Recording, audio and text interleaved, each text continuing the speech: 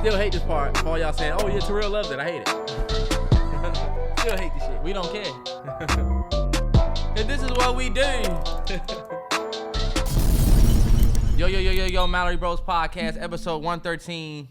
Turn up, happy Friday, happy weekend. Absolutely. For all my listeners the people that listen to the podcast audio, we started with that Alicia, I keep saying Alicia Keys. Disrespectful. We started with that Keisha Cole, and I just wanted to say, one of the reasons why I love Ella Mai is because of her natural singing ability. And Keisha Cole has a natural, when you listen to her music, I don't know if any of y'all seen that tweet that was going around of her singing on that stage. She just had a natural talent. She had that natural raspy, almost like a raspy voice that we all knew was like, there's a limit on a raspy voice. You know what I'm saying? Yep. I'm not saying she can't sing anymore. I'm just saying we just knew that voice was at its peak. Oh yeah. Just raw talent. And for where she came from, I don't know if y'all grew up watching the Keisha Cole show with her whole family. Like, Remember? She was somebody Frankie, that we her little absolutely sister. loved when we was young and growing up. So turn up, man. Yeah, I had a real big childhood crush on Keisha Cole, and I had a crush on Keisha Cole with the Gap before she got the teeth done and got it fixed. I loved Keisha with the Gap. That was with the red and blonde. That was my queen, my forever, my. Nah, yeah. Had her on the wallpaper on my iPhone 3GS. Nah, no bullshit. Terrell was a big Keisha Cole fan. Yeah, for sure. Need to know the words?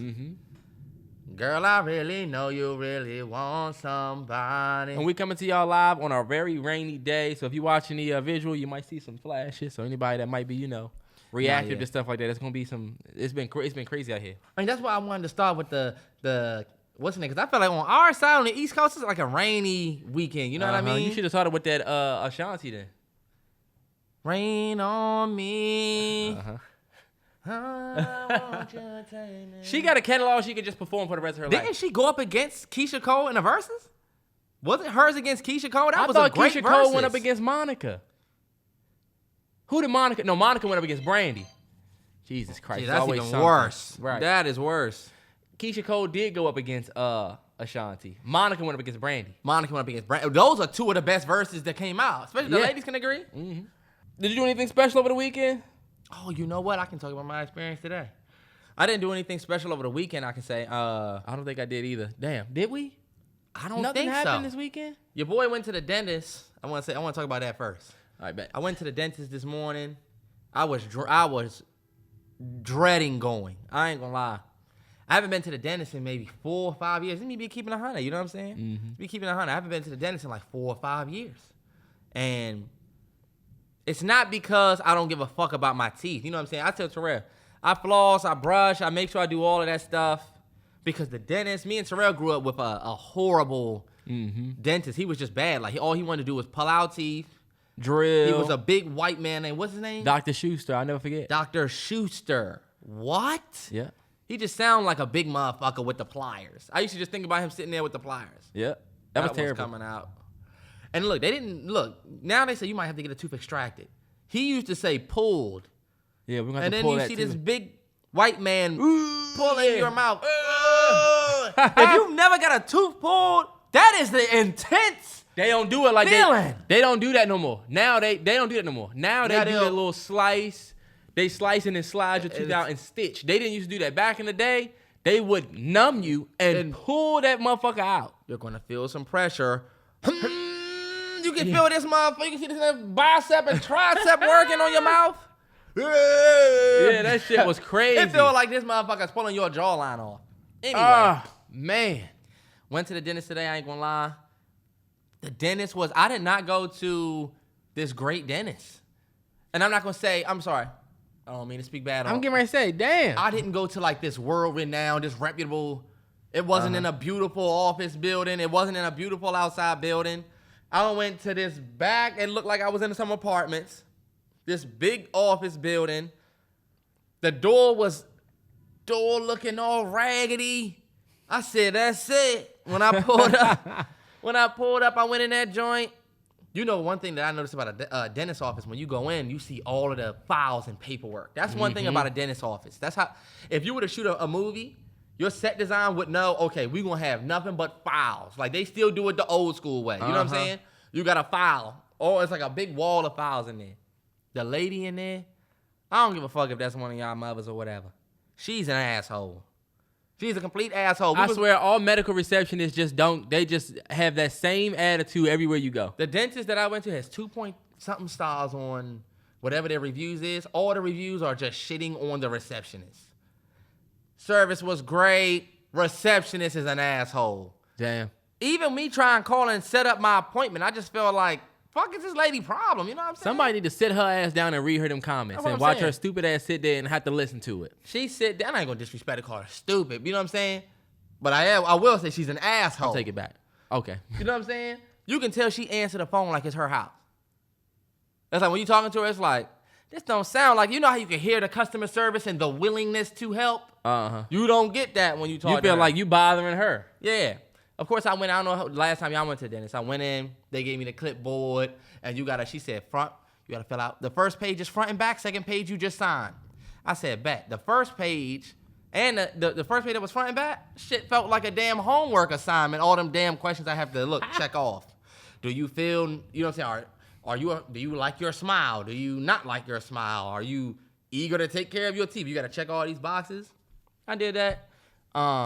And I ain't gonna lie, y'all. Palms is sweaty, knees weak, arms is heavy. It's vomiting on my sweater already. That's mom spaghetti. I'm nervous, but on the surface, he looks calm. That's one of the greatest songs of all time. Nah, yeah. Oscar-winning song. But it is. Damn. Yes.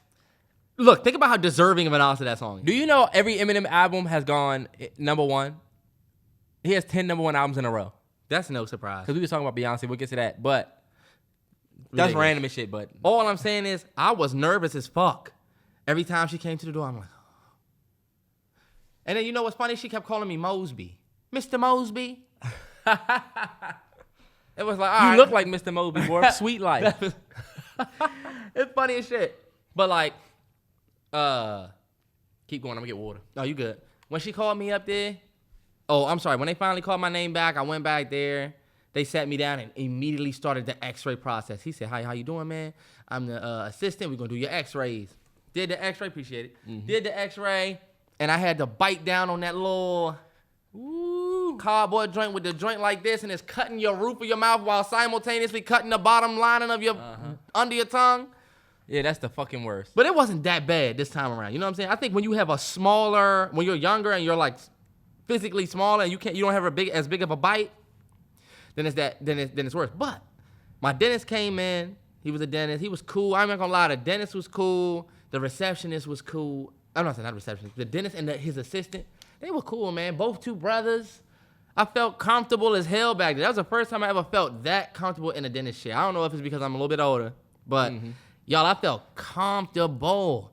The worst part of the dentist to me is when they're doing the exam. Like, he got the mirror in my mouth and the pick. And what they do is, give me your hand real quick, Terrell. They'll go on a tooth and do this. Ooh. And they'll push up, you know what I'm saying? And he was telling me, he said, when we do that, we checking to see if these little things that we feel are cavities or if it ain't. Look at the dental people who might know what I'm talking about. They will know the fuck he's not. But he said if it's sticky, if it gets stuck in there when we try to pull it out, then that's a cavity. That's what he told me. I don't know if my dentist was A1, y'all. I'm going to get to that. Okay. Like, I'm going to keep it 100. He did, you know what I'm saying, he did the flossing and all of that stuff, and that shit definitely hurt. All of that shit hurt, and I floss every day. Every morning, every night I floss. You know what I'm saying? These motherfuckers be But when super he floss. do it, you know how when you floss, you try to be easy and not let it pop through? You're not trying to do that? They don't give a fuck. He didn't give a fuck. And look, he was on the back, and I just knew he had to get all the way up here. I'm like, damn. You know how the cartoons draw off with that tile? Yeah. That's how they do your motherfucking mouth. And they have the flosser machine where you can feel him pushing it in the front and then pushing it in the other side of your tooth.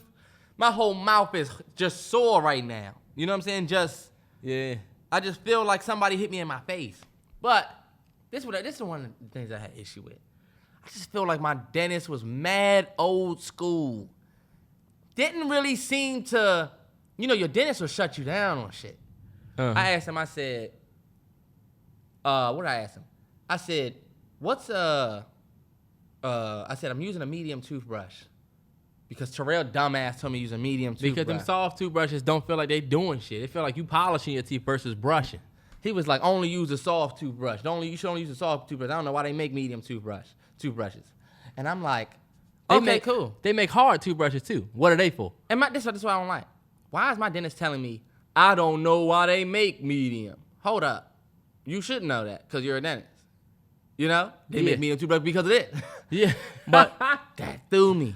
And then look, I felt like it was about to be over soon, and that threw me too. Like he would be like, all right, we just want to add some gloss, and then you be on your way. And I'm like, y'all haven't even told me what y'all seen in my mouth yet.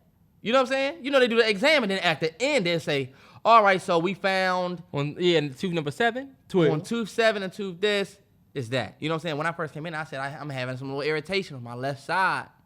So once we was done, he said, all right, man, go ahead and lean up. 3 cavities. And I said, damn, that's all good. He said, but man, they're all on your right side. Mind you, I came in with sensitivity on the left. Uh-huh. So I'm like, damn, nothing on the left. And he was like, you got 3 cavities on your right side, man. And he said, trust me, man, they so small, I probably won't even have to numb you. Whoa. Definitely numb me. I don't know how fucking tough you think I am. You're numbing me. Yeah. And I said, whoa, I don't know about that. I appreciate you telling me that they small, but he said, man, they so small, such small cavities. I said, but this tooth, you didn't see nothing on this tooth? He was like, look, I'm leaning back now. You know what I'm saying? He said, let me see it. Let me take another look. What was you doing? What was you doing looking? So he's looking back at that tooth. He said, this one. He went on the tooth and did the little digging thing. He said, this is a strong tooth, man. You see that? If I were to dig in like this, and if it don't stick, then that's not a cavity. And I'm like, all right. And I said, I got a chief up here, kind of chin. I got a little, you ain't want to look at that one because that one was one that was scaring me too. At one point, I was having pain in that tooth. And he said, I'm going back again. This motherfucker grabbing the light and bringing it back over me. Let me take a look at that one. He get a scraping it, touching this shit. And he was like, you know what? That tooth look fine. He said, that tooth looks fine. And he said, the way the enamel has grown in on that tooth, the way the tooth has just grown in your mouth, he said it looks, and it might look like it's chipped, but honestly, we could fill it in if you wanted to fill it in. And I'm like, if I want to fill it in, I need to know if I have to. You know what I'm saying? So I said, I mean, I don't know. So, all right, bet. Then I was like, all right, he said, you got any other questions? I said, is there any toothpaste you would recommend? And like maybe your go-to, something you would recommend? He said, whatever you like, whatever you use, all I recommend is the brush. I said, somebody come get this motherfucker, man. Who the fuck am I sitting in front of? What dentist you go to, they don't tell you what toothpaste to get. Your dentist will normally say, stay away from that charcoal bullshit. Or, look, stay away from this, that, the whitening. Be careful of this, be careful of that. You know what I'm saying? He didn't tell me none of that. And then look, the fact that I don't have a cavity on the left side of my mouth. But if I ever have pain in my mouth, it's on the left side. The main side that I can eat on is my right side. But he said, you got a filling in there. Sometimes fillings have crackings, and if you get something right between the crack, then it could irritate you, but it's not a cavity. It's just getting through your filling. So we might have to go in and redo or whatever. And I said, all right, that kind of makes sense, but it just made me feel like, you know what? This is exactly why I do not like any of this. I hate the dentist. I hate the dentist because even now, somebody who was always a little skeptical, now I'm like, hold up. Is this even... They didn't even refer you for braces? They didn't say, yo, you need to do that? Well, he said, you ever thought about braces? You could do it. You can, you know what I'm saying? You should get them. And I was like, well, how long do I have to have them? He said, you probably about to have them for like about 2 years. I said, man, I thought about braces. I thought about Invisalign. He was like, don't do that. No Invisalign. I'm like, I got an old motherfucker sitting in front of me. He wants you to get that old school iron in your mouth. He wants me to get the real deal. And I told him, I said, you know what? I wouldn't want to do Invisalign for real. I'm not trying to walk around with the mouthpiece in. But, you know. You should have asked him, what you feel about Smile Direct Club or one of them Instagram joints? He'd have been like, what I don't tolerate that bullshit. Well, I don't even know what you talking about. I had an OG doctor. I ain't gonna lie. I was with somebody. I said, his book of knowledge on like dentistry could date all the way back to when he graduated. You know what I'm saying? You get with a young dentist these days. They got that new education. Know how to use the new shit. And these new, they have dentists now that they don't even put the little plastic joint in your mouth to do the x-ray. There's a machine that scans your face and it'll put a 3D model of your whole mouth. You see, we ain't do that. We did the old school joint. Yeah, those dentists are expensive as fuck. And when they were looking at my x-ray, it was pictures that was like this big. They looking at these little ass pictures. I'm like, damn. They ain't have this jump, the big, see that? Hell nah. They had little, it looked like Polaroid pictures of my teeth. And you know what's fucked up? They didn't even tell me where on my tooth the cavity was. You know how they say you have a cavity on the right side, or your cavity is right here and right here? He just said you got 3 cavities on the right side. Need to get them filled. Probably won't even have to numb you. They so small. Hold up, Jack. I need a shot at least. I need something. You want it? Okay.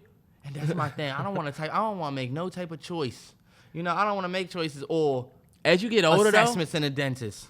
I feel like as I've gotten older, my visits to the dentist and doctor are all like, when you go to the doctor when you're young, they say, so, you know, tell me about this and that, XYZ, how you feeling? All right, bet. Well, you want to make sure you're doing this, make sure you're eating green, make sure you're doing this, make sure you're doing that. And how's your back feel? Matter of fact, stand up. Let me see. Put the little cold joint on your back. Tell you to bend over, you know? Yeah, they check you out, make sure your joints are good and shit. Yeah. Now, the last time I went to see my doctor, number one, I don't think I said on this podcast before, he was asking me about fucking Quavo and shit. Yeah. I remember you saying that. Yeah. But this motherfucker sat down and was like, what's going on? And I'm like, well, I just want to do a checkup because, you know, I just redid my health insurance, got whatever back. I'm telling him all of this shit, and he's like, well, any more question? I'm like, motherfucker, you don't have no questions for me? That's what I'm saying. What the fuck do you want me to just tell you that I feel fine and then so you can just get on to the next motherfucker? Okay, yeah, because this motherfucker got 90 motherfuckers in the waiting room. Hell yeah. And you know what? One thing about my dentist, he was a cool ass dude. He was asking me about where I graduated school. He was like, oh, you got a twin? That's dope. He was asking me about like everything. He was a real hospitable dude. Yep. Like him and the assistant. The assistant was so cool. He was so cool. His name was Mike. Shout out Mike. He was cool as hell. He was the assistant. Okay, he was the assistant. He was like, I'm just the assistant. Dennis will be in a minute. I said, man, this is a cool brother right here. Real good brothers in here. So look, I'm not trying to shit on.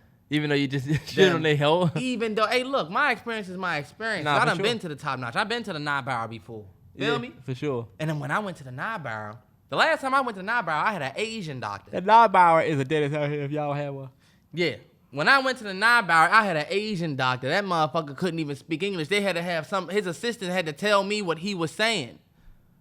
And then that is crazy. That was 4 or 5 years ago. And then he told me I had like 7 cavities. He told me I needed a cap for some shit. I remember he told me I needed to do this and that. Of course, yeah, because dentists are salesmen. That's what I was thinking. They be trying to sell you. They be trying to sell you. And mom was telling me the insurance that I'm on in my dentist, they're not trying to do any and everything because they're not like an independent practice. They just. That's why, you know what, y'all, if y'all go, as you get older, y'all young niggas that's 20 or whatever, as you start getting older, 28 now, you got to be able to go to the doctor and speak on whatever it is you're going through. If you had an itch one day on your arm, but then it just never came back, tell your doctor about it, and you got to, like, speak on everything. That's a fact. When I made my second appointment, I went there, was like 2 months ago. I had a headache that would not go away. What you think that is? And then I had this scratch on my back, and I think I've been going to the gym now. I got to, you know what I'm saying? Like, I'll be telling them everything now. And look, because this is what you have to do, too. Make sure you do not say that. Don't say what you've been doing. Because they're just going to tell you that it came from that. Oh, yeah. You can say, I got a shoulder pain. I just got this random shoulder pain. But, you know, I play baseball. So, you know, they're going to say, oh, you know, maybe just take a couple weeks off of baseball. Or you're lifting weights. Just take it easy in the gym. You know, just make sure you take it easy in the gym. Motherfucker, you don't know if I got this pain from the gym. But I get it. They don't really know what to. Mm-hmm. And if there's any doctors that watch us or listen, I would be eager to know the mindset, you know what I'm saying, going in. Because he did ask me, you know what I'm saying, what's going on? You feeling any pain, feeling whatever? I was keeping it 100 with him. You know what I'm saying? Mm-hmm. And they always say, you can change your doctor. If you don't like your doctor, you can change it. That is the hardest process to do in that little fucking app. It really is. I'm about to go change mine, though. I just haven't found it in myself to take the time to call. But I'm glad you made the decision to go to the doctor. Take care of your teeth, man. People. Nah, I've been dreading it. It's something that I told myself I had to do. When your follow up? October. Woo! Are you serious? Yeah. Oh, it's August. So. Well, a whole another 2 months away. Yeah. Some bullshit. Hey, man. We had from October. That's ridiculous. Yeah, and it'd be packed. You make an appointment today, you ain't gonna get an appointment. How long ago did you make your appointment? May. I made this appointment in May. Damn, June, July, May, August. June, July, and then August. And I was like, damn, that's a minute away. That's all y'all got? She was like, yup. That's when I first found out she was a fucking asshole. All right, bet. Well, happy for you. Terrell's an asshole. Yeah, all right, Terrell. You better get your shit lined up and just go get checked. I know. Because he said, man, you don't want to come back in here when it's... You know what you can do, though? You can go up there whenever you want. You can go up there whenever you want. You just got to pay an extra $40. For real? Yep, and to be seen. That's what he said? Well, when I was looking at the contract, I saw that. If you need to be expressed or something like that, you having pain or something like If that. I'm in a toothache, I will pay $140. Nah, no bullshit. Fuck that. It's a study that basically said that attention spans have gotten shorter, significantly shorter since 2002. Damn. Right when we started the internet for real. For real. And then honestly, I was talking to my girl about this shit. We was talking about Vine. Mm-hmm. And I was also thinking about how that shit has affected album sales and music. Because if you think about it, nobody really wants to hear a whole verse anymore. Nah, you're Does right. that make sense? Yeah. Like, think about Vine. And I've said this on the podcast a bunch of times, and even we're experiencing it now with TikTok and with Instagram. And this is where I feel like this shit affects everything, even like music, is Vine, you could tell a full story, beginning, middle, end in 6 seconds. 6 seconds, I could tell you this is the main person, this is what happened to them, and this was the result of it. Yeah. In 6 seconds. And now with Instagram Reels in like less than a minute, and TikTok, you could tell me a story beginning, middle, end in less than a minute. And now when you think about music, think about the music that's charting. The music that's charting is the shit that's like, it's easy for me to digest. Easy for me to digest. This new generation, they don't really fuck with 3 verses in a song. A long-ass conceptual album. Nah, you know you're right. Brent Faiyaz's album was not received well because it was this big concept album. Brent's album actually did well, though. I think it did do well, but I don't think it was well received. I think it was shaky, but he still did 115K. I don't think that selling a lot these days means your album is well received. But think about it. I think everybody checked you out. It depends on what you could get from it. Because if you think about somebody like a Pusha T, that nigga's rapping. You have to think. You got to be able to catch the bars he's spitting. 55,000 units. Some of these smaller artists, even though he didn't sell much, I feel like his album was well received. People weren't disappointed. It was because of who listens, but the vast majority isn't running to it. You're right. You know what I'm saying? You're right. I was just thinking about that shit. Like, damn, shit is just like when you're talking about the world spinning faster. Motherfuckers pay less attention now. Now, if you look at commercials, they get right to the point. Yeah. This shit is on sale. Use this for this, because motherfuckers is not paying attention. That's true. Even with Vine, one thing I appreciated about Vine was more original than what we got now. I told Terrell, I get so irritated getting online and seeing, not online, but getting on Instagram and TikTok and just seeing the same shit redone over and over again. Terrell can make a funny TikTok that pops, and you got, now it is just natural. It's just a way of Instagram and Twitter and TikTok life to recreate and remake. You know Use the sound. I'm going to use the same sound that he used and make the same joke. Yeah. And nobody's going to say, yo, that came from this dude. Yeah, except the creators. But That advocate for themselves. Yeah. even these days, people don't even care about originality as much anymore. Now it's just like, oh, he chose to And that's do why. this. That's why also in music, the shit that's original don't even do as well as the shit that comes from other shit. Nah, you're right. Shit, even in movies, nostalgia's gonna win. Even comic book movies have an element of nostalgia 100%. because they're coming from the comics. Yeah. So, all right, bet. Y'all about to do another Venom? Are y'all going to introduce Mask Man or whoever this fucking, you know what I'm saying? I think our creativity is really, truly going to run out. I think it is going to expire. Yeah. And then we're going to have a period like Quentin Tarantino used to always talk about the dark ages of cinema. And it's either the 80s or the 70s where he says movies that were coming out were just not good.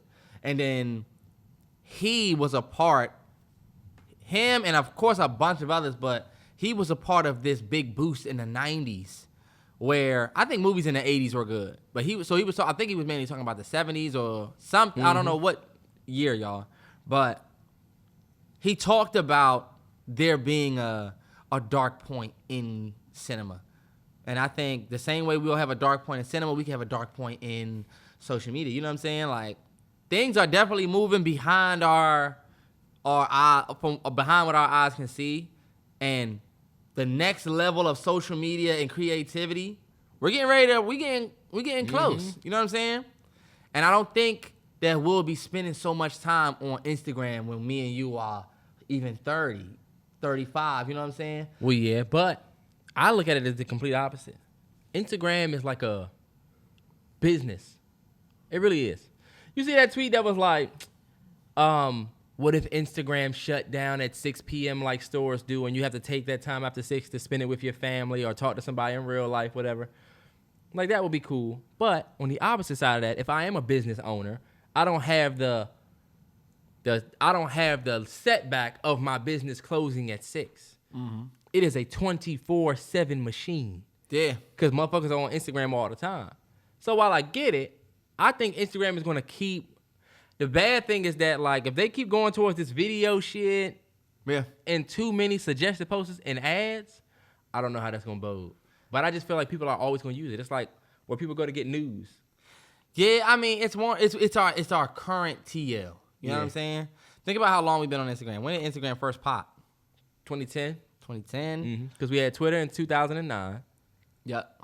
Then iPhones got Instagram, and that's back when it was all about pictures, show what you doing with your family, what you ate for breakfast type shit. Niggas don't know them days.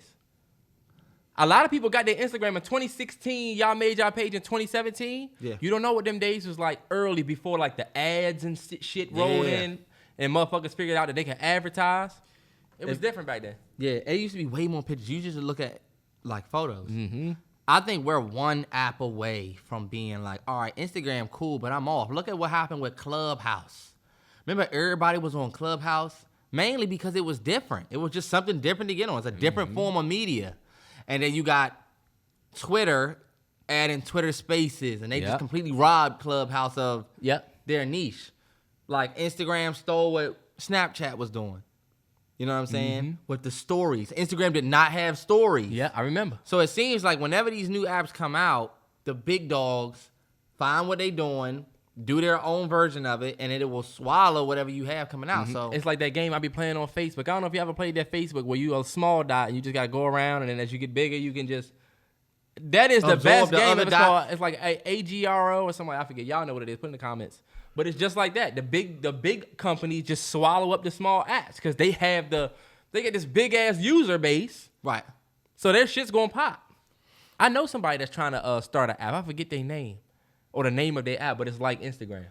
I think if they bring back the days of like Bebo and MySpace, where you could put some music on your page, you can be more creative with the way your profile look. You're not just adding your attributes. You're really adding your own design. Like, we was some real life coders back in the day. Like, we really knew coding for real. I paid somebody to fix my page up before. A nigga named Rob. Damn, yeah, for sure. Paid him $50 to do my MySpace page. Had to send him pictures and what color you want, what this you want. And I think, see, that to me is dope. That's remember your top 8? Your top 8, you can put your top 8 on your page, your top 8 people. That was dope. There were certain aspects of that was dope. But just to wrap up what you're saying about attention span, it's definitely been impacted. Like, definitely. For sure. Like, what we're looking for now, we've got it quick before, we want it quick now. And you know what? I did have a sidebar to that. I think the kids are going to get it worse or are receiving it worse because of this shit. You know what I would? You know what I think is weird? What? I think it's weird to make your 2-year-old or 3-year-old an Instagram page.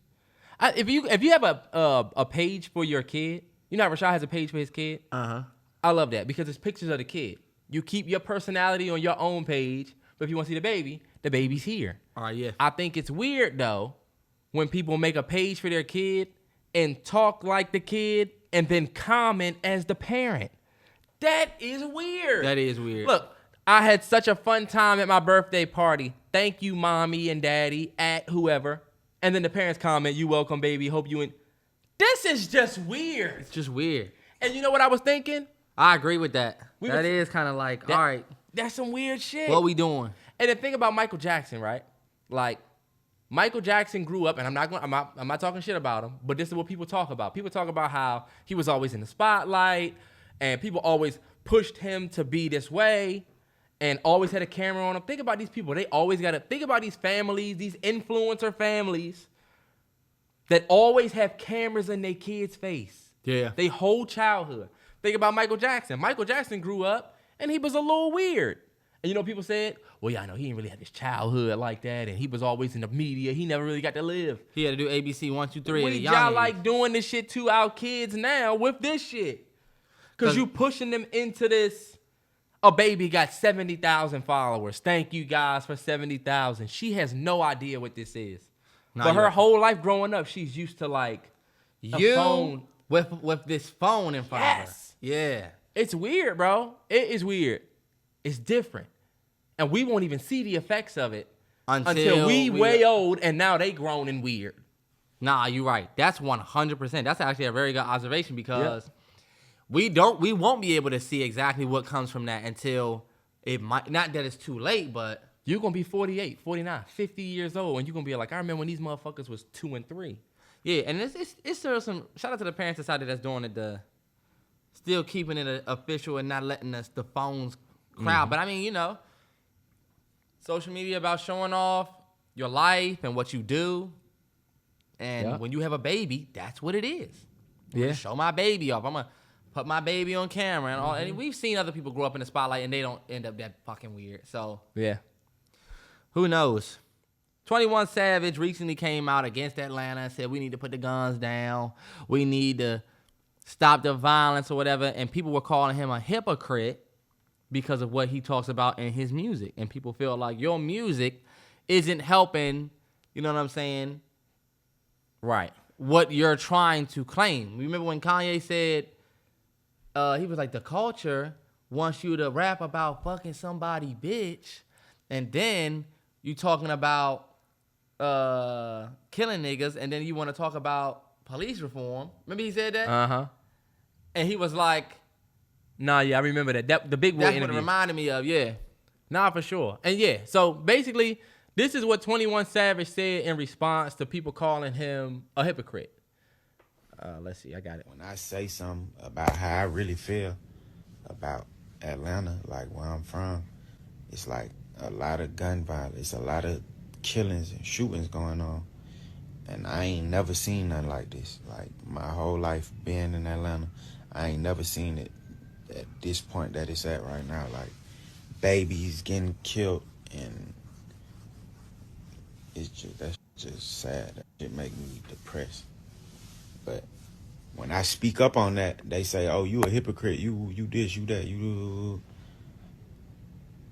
I ain't never promoted violence. I just rap about what I've been through, what I've heard about, what I've saw.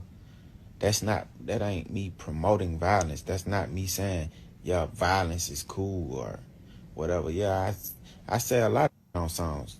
It's catchy. People like it. So, to me, 21 Savage, no. I'm sorry. If I got to keep it 100, 21 Savage, this is the prime case of a right message, wrong messenger type situation where you can't be the one to say this. Meaning you can't be the one to say, no violence, stop the violence. Yeah. Even if you was like Migos saying this, it will come off different. Because Migos talk about, I had whatever, but these niggas they have songs where they just be talking about they have more amounts of songs where they just talking about getting money and stunting on niggas, whatever. Yeah. 21 Savage, Glock in my lap, can't leave without it. I got 1, 2, 3, 4, 5, 6, 7, 8 shooters ready to gun you down. We on this slaughter gang shit, murder gang shit. That's rob a nigga shoes, rob a nigga lace. Like, this is your brand. This is what you promote. And I feel like him saying, I rap about it because it's catchy, XYZ, I'm not promoting violence. And actually, I have the tweet, because he had an initial tweet response. I want to read that for what he said. He said, a song is for entertainment. It's not an instruction manual on how to live life. In real life, I give away a lot of money and spread financial literacy to my community. Stop trying to make me one-dimensional. That's what he said in response to somebody saying he was a hypocrite. But these kids out here are not, we don't know anything about the financial literacy and money that you give out. What we do know on a global scale, or what Atlanta does know on a regional state level scale, is what you put in your music. There's niggas that have probably shot and killed niggas listening to your songs where you talk about shooting and killing niggas. And the fact that you're famous, talking about how I came from here and I do this, and you talk about how you not capping in your songs, right? Right. And I get if you try not to catch a Rico or something like that. Like, I get that. But you also, and look, nobody's saying there's anything wrong with how you rap. Yeah. But leave the politics and shit and don't take this stance because you just like contributing to the culture that creates it. Yeah. I feel like it's dangerous to say, I don't promote violence and a song is for entertainment. Yeah, but black folks have always used our life in our art. That's just a fact. That's why a lot of rappers get hung up, because niggas are creative, but they using their real life, and then it ended up being, you know what I'm saying? Yeah. So I just felt like you can't say you're not promoting violence because your song is entertainment. Nah, you are promoting violence. It does lead to more violence. Not trying to shit on hip hop. I love hip hop. You just can't be the guy to say this. That's all. Yeah. You're literally like the killer rapper. Yeah. You know what I'm saying? You're like the big villain, evil rapper that's going to talk about, we know when you get on the track what you about to get on. What was the joint he was just on with Drizzy? Jimmy Cooks. Jimmy right? Cooks. Uh-huh. I forgot how his verse go. Nigga, say something.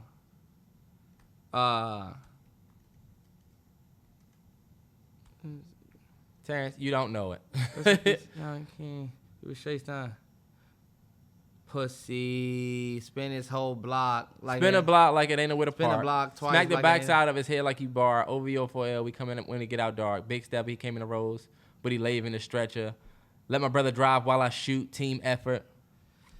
You are. How can you say that's not promoting violence? No, Like, it is. You know what I'm saying?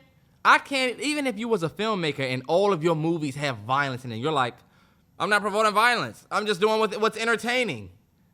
Unfortunately, it is promoting violence. It is. It is. Because of how our people accept it.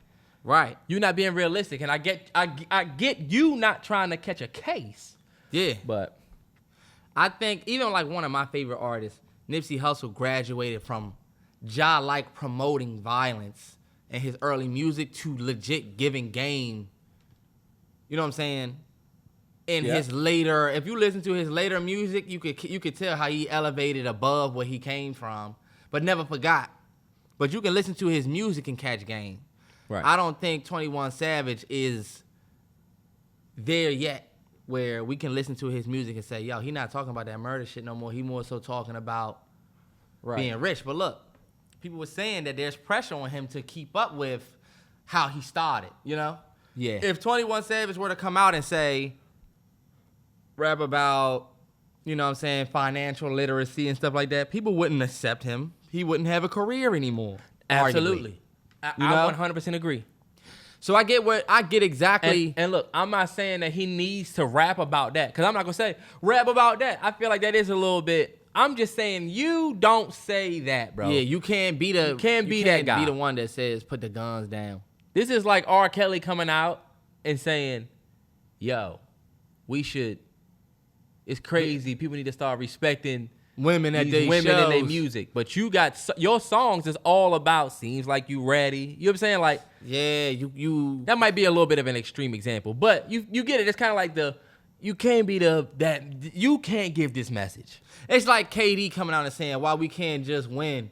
Why we can't just win with the teams we on? Why we can't just play with the teams we on? It's like You right, but you Yeah. you ain't, you know what I'm saying? You just like can't be the one to say that. you can't be the one to say it. And we ain't not even saying there's something wrong with you. Whatever, do what you do. Cause look, if somebody came out and said 21 Savage be capping his raps, he don't rap, he don't live the life he rap Yeah, he about. just this entertainment. nigga be lying. You'll come out and say I never capping my raps, nigga. Yeah. Or you don't really got money. You just talk. That's just entertainment. You heard what the nigga said. Now you gonna be on some shit. Nah, that shit that I was saying was true. I'll really kid. Remember he was like, I'll really slap. Okay, cool. We believe you though. We believe you. You just can't be this nigga to say this. You can't be the one that comes out and says, put the guns down. Even when it's getting bad, it's like, all right, bad. Well, like, you know what I'm saying? You actually got some influence. And you see, you got celebrities who come out and they just want to say the shit that sound right. Man, we need to put the guns down. We need to put the guns down. Nigga, you have influence. Right. Say that shit in your newest track, bro. Say that shit on your new album, Right. you know? Let it even be a little interlude where you cut the music. Hey, cut the music. We need to put the guns down. We need to, if that's what you really believe. Right. Otherwise, it just looked like you saw that the gun violence went up and you said, damn, this shit got to stop. But you still going to need money, though. And you're still going to, regardless of what you say, you're still going to have an influence based on the shit you're saying. Mm-hmm. And you come from that area. Yep. And that's the power in a song like Black of the Berry. Or the I version that Kendrick put on To Pimp a Butterfly. At the end where they was about to fight and he did that poem. Yeah. That's a way you could artistically get your message off. Yeah. Black of the Berry was Wild That I Weep When Trayvon Died in the Street, Hypocrite. And then at the end of I was worse than Samuel L. and Django. Remember that? Yeah. Nah, yeah, that's a good point. Good example. I mean, we don't have artists. We don't have too many artists like Kendrick. Of course. Cole. You know what I'm saying? Right. But you're right. Wrong messenger. Right message, though. Do they need to put the guns down in Atlanta? 100% 21 Savage. For sure. However, you should have known people going to call you a hypocrite. I mean, what do you expect? Right. That's like you know what I'm saying?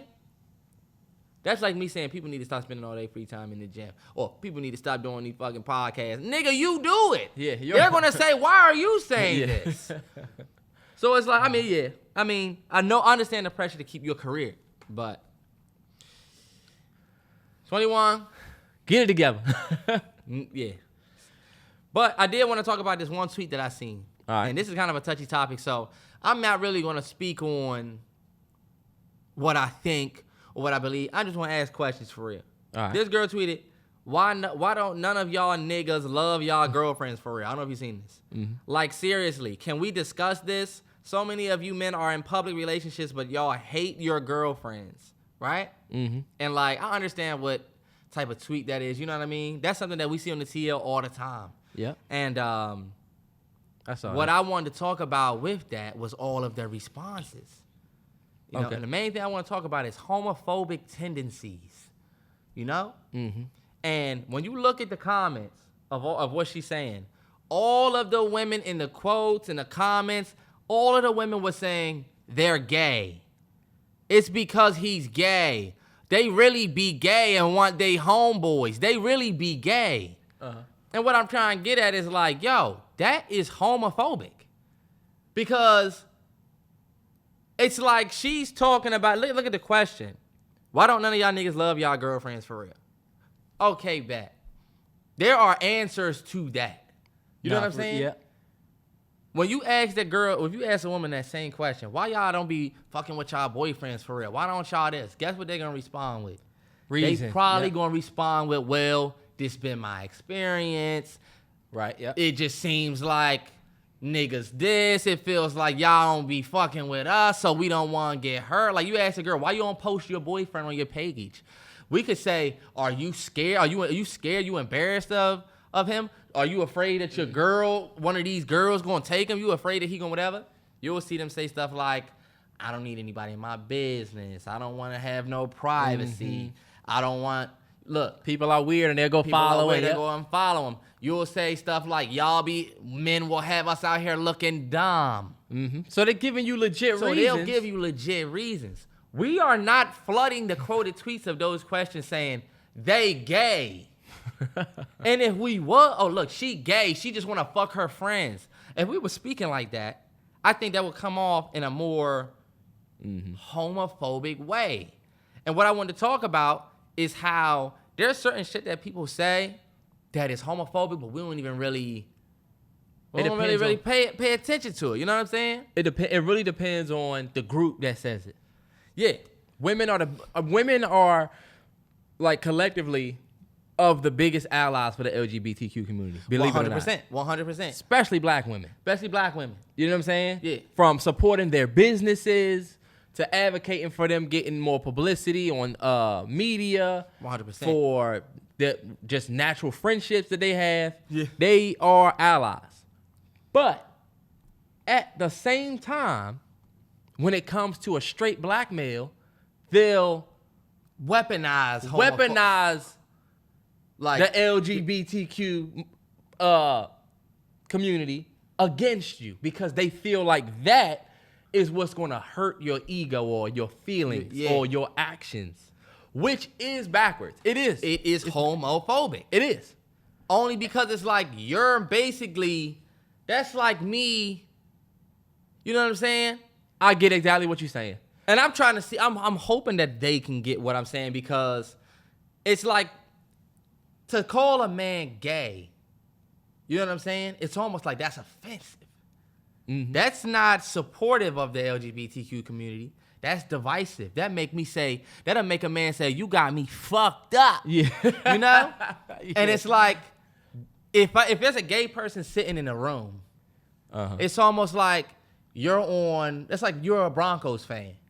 Mm-hmm. And I say, why don't these boys like whatever, or why don't dudes whatever? And I say, that's because he a fucking Broncos fan. That's what it is.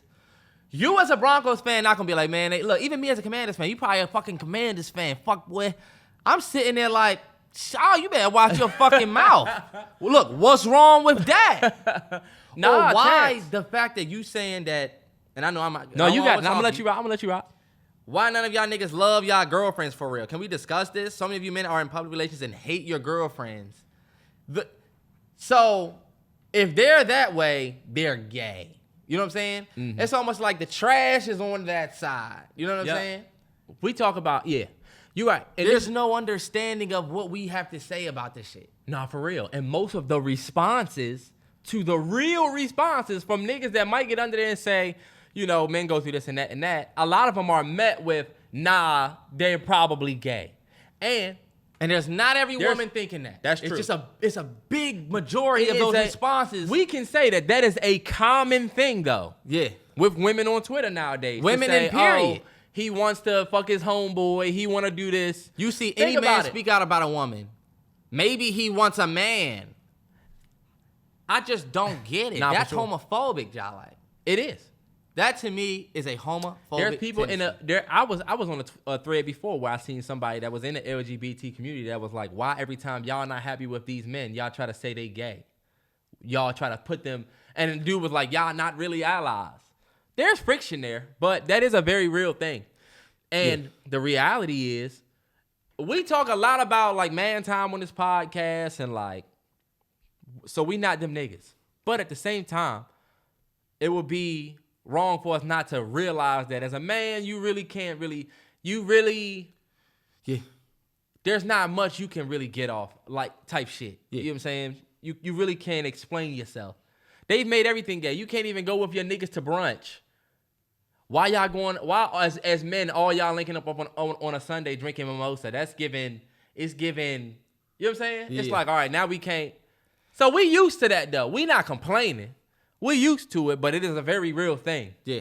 And some men and some women I can speak for and try to in a way. Some of them feel like men aren't emotionally capable of being with a woman and their emotional capabilities are more fit for men. You know what I'm saying? Uh-huh. Some women feel like that a man can't handle a woman's emotions and a woman and the things that come with being with a woman. So it seems as though you would be better fit for a man. We need a woman on this podcast. We do. 'Cause I talked to a woman about this, and I understand that, but I just don't think they understand that side. There's 3 sides: straight men, straight women, and the LGBTQ community who could watch that exchange. So this is not me saying I don't understand where they're coming from. More so than I'm saying we don't be understanding the homophobia behind that exchange. You not being happy with how we treat y'all, they shouldn't come up. Because when we talk about y'all, we don't bring them up. We not saying y'all gay. Y'all gay. Yeah. Because you got them over there like, damn, why we catching strays? what are they saying over there? Yeah. Yeah. So look, all I'm going to say is things like that, ladies, not the best response. You know what I'm saying? You know what I'm saying? You don't have anything else to say, so you just choose to go at egos. They really be gay. They want their homeboys. All right. Your man doesn't stay home because he has more fun with his niggas than you. You think he's gay? Well, nah, you really just fucking lame terrible as to shit. be around. How about that? How about that? And look, it could you never be that.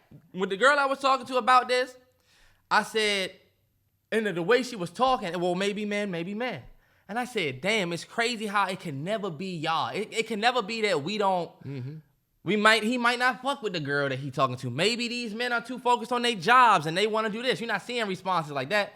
These men too focused on their career. They too focused on this. They be gay.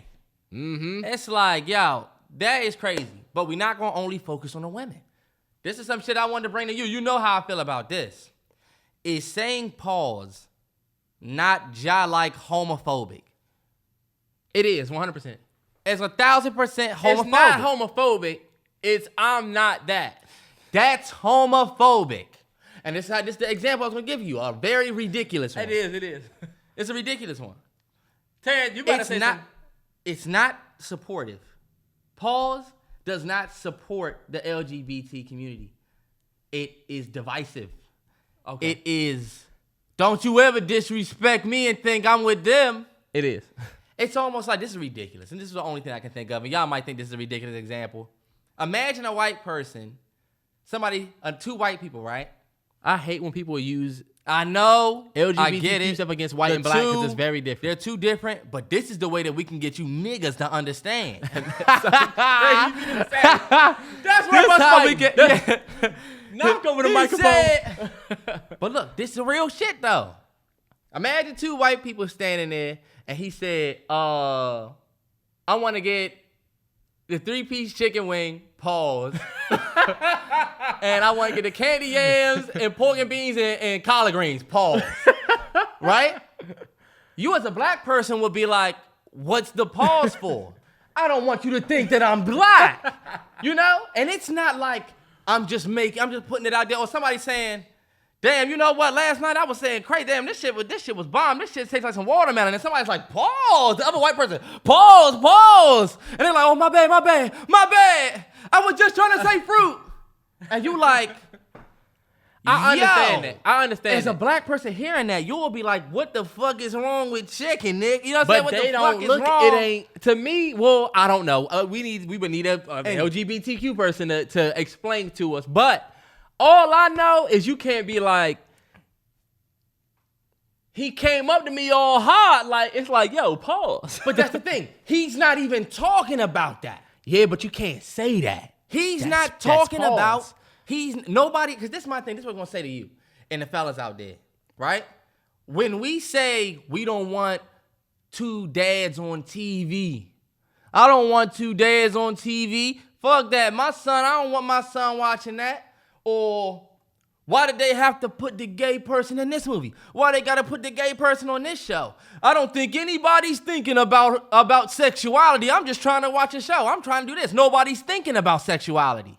But when somebody say, "Damn, that shit was crazy hard last night," niggas are like, "Pause. Hold up. I thought we weren't thinking about sexuality." No, but you see, And it is the same. I will give you that. It is. It's like, yo, It is. we can't, you know? That's some real introspective shit. It's- But all I'll say is that we got a long way to go.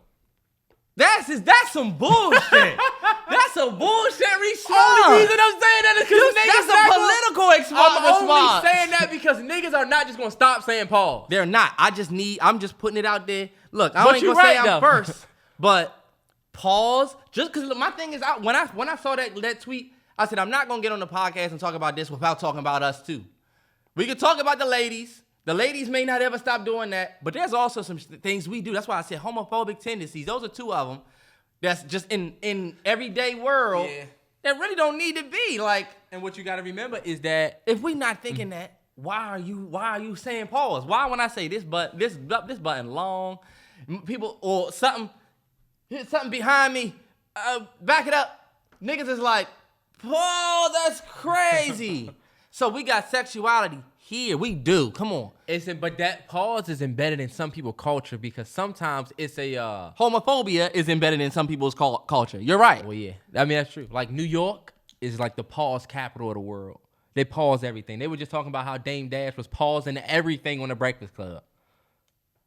You know what I'm saying? So it's like, it's going to take a long. I don't want to make it seem like I'm saying it's going to take us a long time and that's some bullshit because it is bullshit. But it's going to take a minute for some people to get out of that. Because if we're being completely honest, being gay just got to a form of normalcy in the United States. You know what I'm saying? There's even countries around the world, Saudi, places that Thor Love and Thunder got that gay scene in it, it won't play here type shit. Yeah. So but in the United States, we're just getting around to some normalcy. Yeah. You know what I'm saying? Even though that they've had this movement for years, we just getting around to some normalcy for it. It's gonna take some cultures a minute to accept some niggas that pause be gay. That's the thing, yeah. So but and even if it's you culture. are, your brain is and that's all I'm saying. Remember what I said about the ladies. It really ain't about that. It's not about me and your conversation. It's about the person over here that might be a part of LGBTQ that will catch that stray. Pause. Hold up. Like I said, you with two white people, they say, I felt like I was getting ready to do the electric slide. Pause. Electric. Hold it. Pause. Because you looking real black right now. He think he real black. Hold up. Is he black? I get that. And they like, oh, fuck no. Y'all got me fucked up. Hold on. Wait. Nah, I was talking about the so-and-so dance. I wasn't talking about that shit. You see what I'm talking about? You see how we talk it? I understand it. You as a black person over there would be like, damn, y'all tripping. I get that. One thing that I've always hated is when people try to compare the LGBTQ movement to the black movement because it's very different. Even though the blueprint was set by black folks, that was followed by the LGBTQ movement and worked for them, it still has not worked for us. I feel that. Because gay people are everybody. You know what I'm saying? There's every culture. So if I want to make a law that protects, I'm protecting white folks too. You know what I'm saying? In the United States. With us, the same blueprint haven't worked because it would have to grant specific shit to just you. Yeah. You know what I'm saying? Yeah. So that's just a funny. But damn, that's a crazy. Yeah, a funny joint that I wanted to bring up. It's like, all right, wow. It's something that I noticed. Real introspective. Very much so. Beyonce, Giselle knows Carter. I'm sick of talking about Beyonce. We're not even going to spend too much time on it. I got one sentence to say. Congratulations, Queen. 7th studio album. 7th #1 album in a row. Some of y'all goats haven't done that in a row. Everyone. Michael Jackson put out 7 straight. He has albums in a row. He has #1 albums in a row. He has albums. He does not have 7 straight, Terrance. He has 7 #1 albums. Does he or does he not? He has. All right, bet. He does. Not in a row. Who gives a fuck? I'm sorry. We're not talking about him. We're talking about Beyonce. Stop stepping on her. Did you not just say y'all goats? I said some of y'all goats. I never said so one. we need to tell you watch your mouth. You said some of y'all goats. We aren't just talking about Beyonce now. You said some of y'all goats. I said some of y'all goats haven't done that. Right. And now we're saying, guess who did? MJ. MJ doesn't have 7 in a row. I'm just going to say that he did to go against you. Well, you're wrong. Because he has 7 #1 albums. Sure, he has 10. And yo, who did Beyonce even drop this album with? People need to stop saying that. People keep saying she dropped with nobody. Do y'all know how many people didn't drop their album because Beyonce was coming in that same month? Well, that makes sense why she went number one then, because people didn't drop. Nah, it's because when I come, nobody's even going to listen to your shit because I'm coming. Fuck out of here. Well, guess what? Fuck out of here. If she drops with T Swizzle, we're having a different conversation. Let me tell you something. Bad Bunny, already number one. Beyonce number 2 this week. You saw that? First of all, Bad Bunny selling mad albums. Bad Bunny is the boogeyman of music. He has literally done 100,000 streams every single week with Un Verano Sin Ti. I love that album. And he did that shit. You not even really hip for real. May it came out? Yes. That joint came out a minute ago. There's a certain people you don't want to drop with. Brent Faiyaz didn't go number one because he lost to Bad Bunny. Yeah, and now Bad Bunny is back number one. That album, bro. Terrance not really hip. I've been doing this since 2017. Nigga try to say, oh, he just started because... Nah, I've been listening to Bunny since 2018 when I was in Springfield.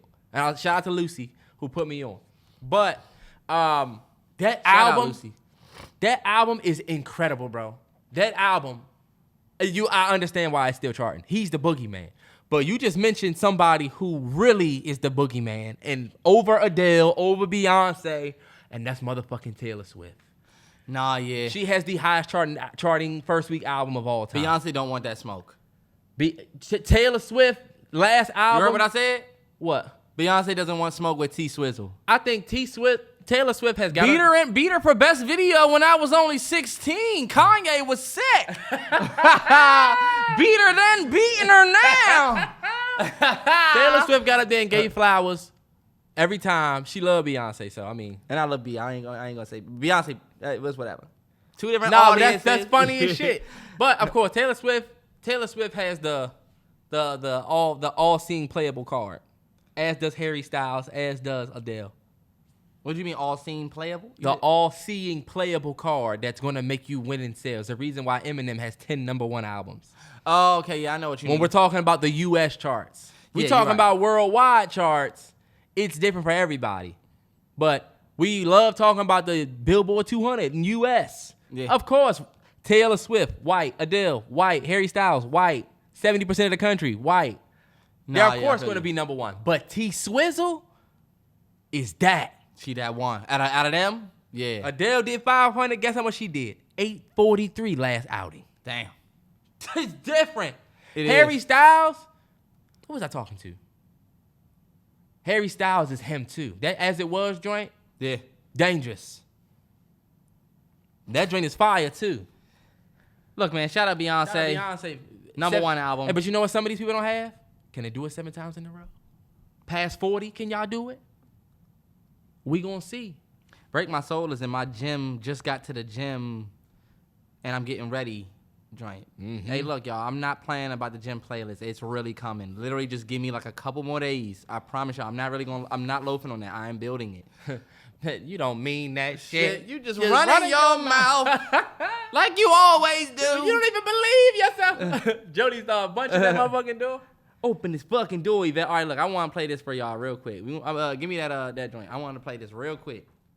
You want to know who your friends are? All right, bet. Start a business. A client will become your friend quicker than your friend will become a client. You want to know who your friends are? Let it go again. Start a business. A client will become your friend quicker than your friend will become a client.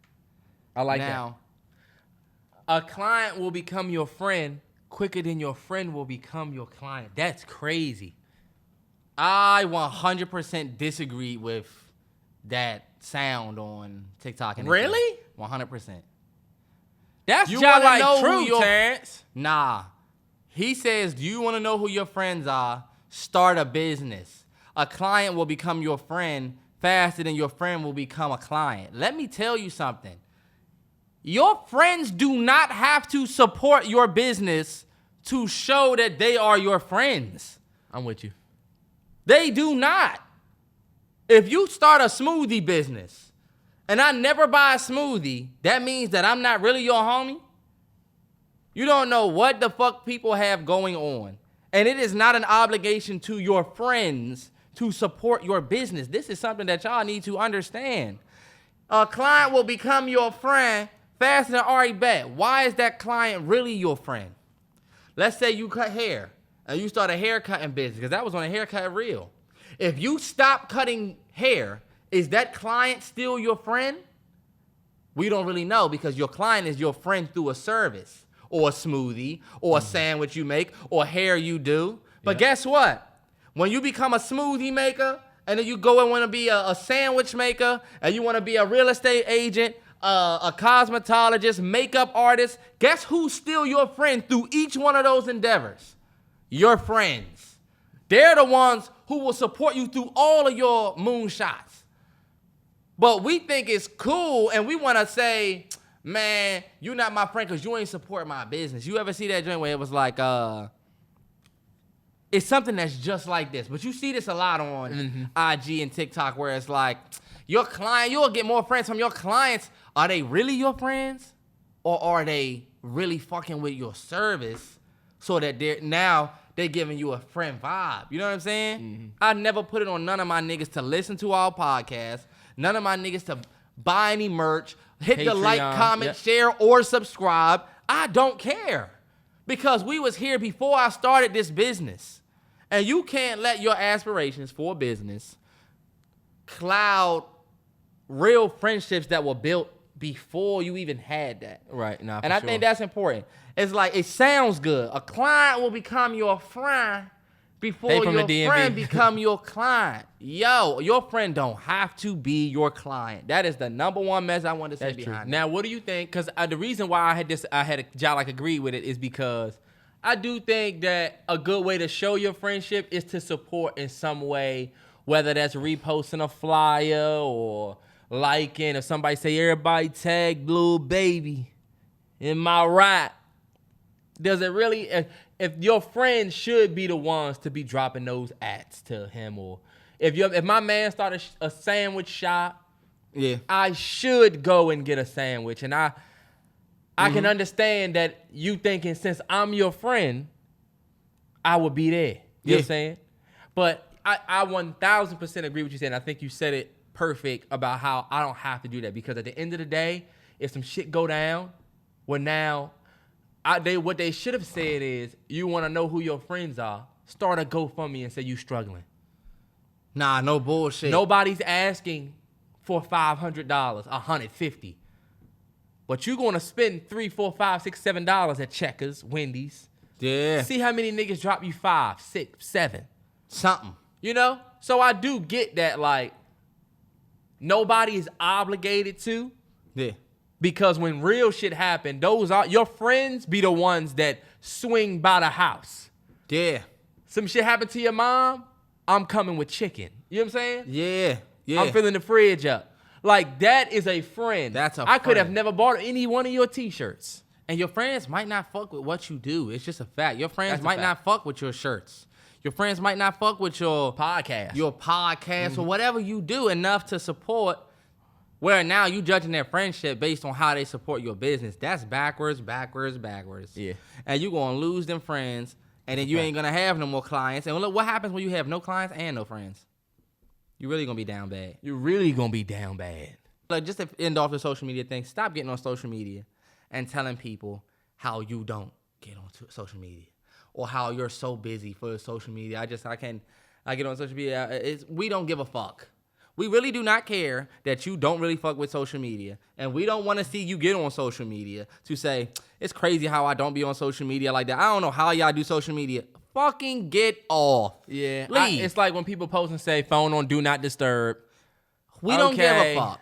We're not going to disturb. I'm scrolling right by this. Right. Feel me? Look, it's like going to a party and saying, I really don't do parties like that. Y'all don't know how y'all can do parties. How y'all party? Get the fuck out. Right now, we at a fucking party. And you here. And you're here. You're doing it. You're on social media talking about and retweeting shit that says I don't really do the social media shit. And guess what? You on that shit every day. 17,000 tweets. Get the fuck out of here. That's it. Hey, I did want to ask you about we was talking about, what was I listening to? We were talking about the victim mentality, right? Okay. And basically, is playing the victim or being a victim something that people should embrace? Embrace? Or is it something that they should break out of? And that's something that, hear me out. People will tell you the reason you can't get anywhere is because you got this victim mentality. Yeah, you didn't have your dad growing up. Yeah, you didn't have this.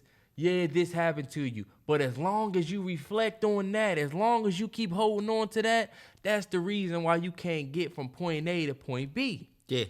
There are some elements to truth to that. But I think it's dangerous to weaponize somebody's experience against their progress. Okay. Because that makes it seem like some bad shit happened to you. And now, since you're thinking about the bad shit that happened to you, that's why you're also not progressing in life. To me, that is dangerous. And it's also false because you're not always the victim. Think about this. I was talking to a guy that's from Ghana. Yeah. Right? And shout out to all of the Ghanaians out there.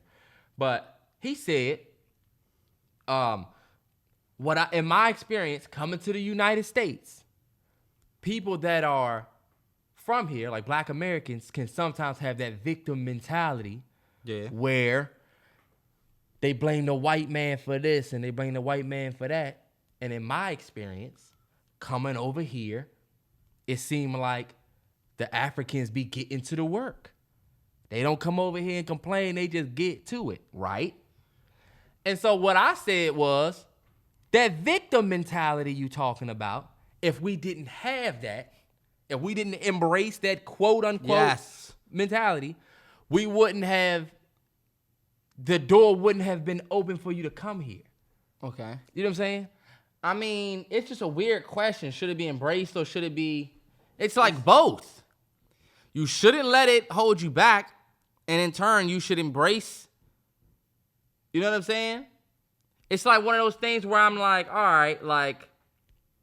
There's definitely a victim mentality in the world, and people love to play victim, but like, it's almost like you know what I'm saying? It's one of those things where, of course, it's almost like you can guess my response type shit. You know what I'm saying? Mm-hmm. Of course, you shouldn't let it hold you back. You shouldn't let this be the reason why you always say, oh, you know what? When me and Terrell didn't get the director position when we was in Full Sail, we was going for them films, we had victim mentality. But we knew why. We thought we knew why.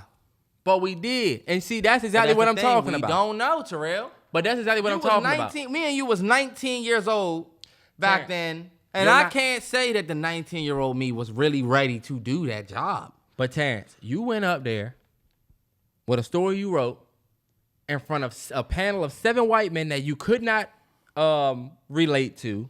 Yeah. That didn't understand you. You were still a young DMV talking, you know what I'm saying? They just couldn't relate to you. Nah, you're right. You're not crazy for thinking that. And people will tell you, see, you playing the victim, and that's why you're not getting anywhere. Where do I go from there?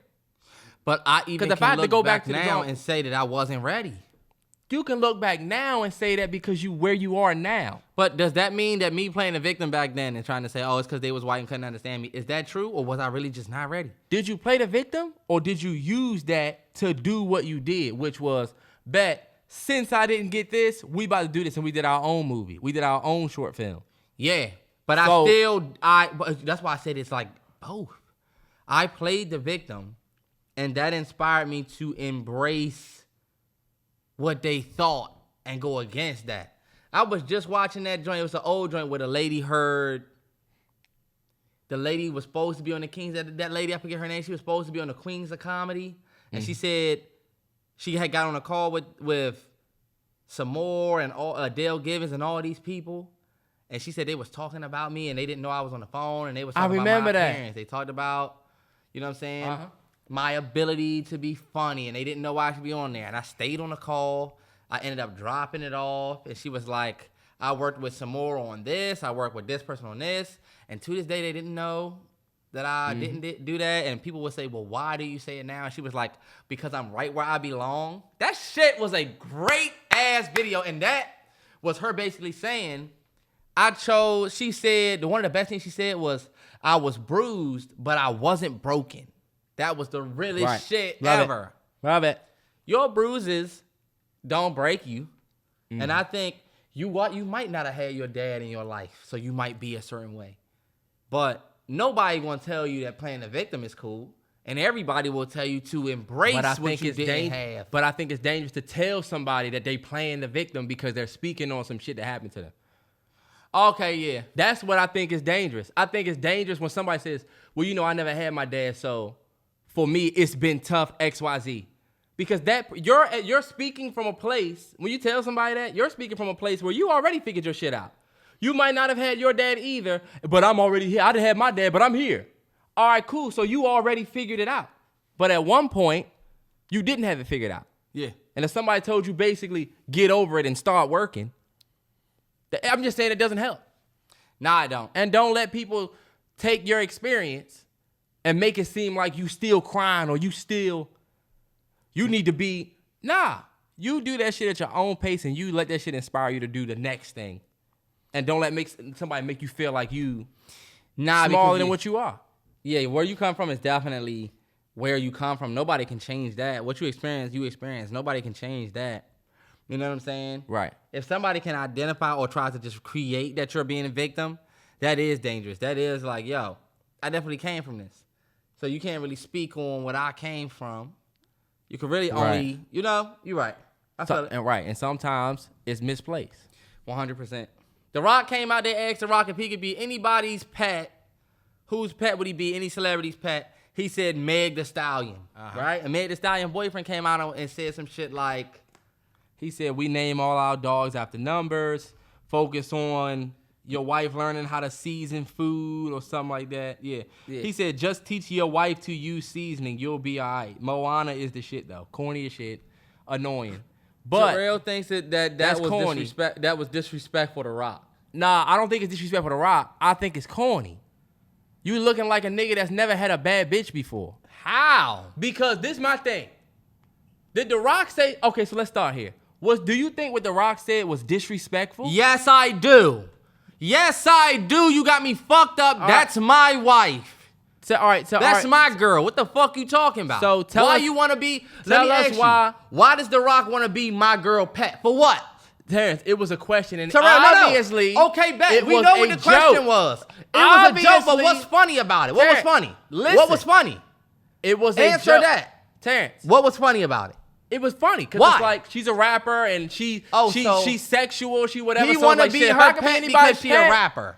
If I could be anybody's pet, why not be the Stallion's pet? I mean, why would he want to be why? Okay, Terrance. So since you got all these fucking questions, tell me why it's disrespectful. It's disrespectful because you saying you want to be my wife's pet, so you. So what's disrespectful about it, Terrance? You know, Meg Thee Stallion has ass. You want to be close to what? You want to be close to, and y'all tell me if I'm wrong.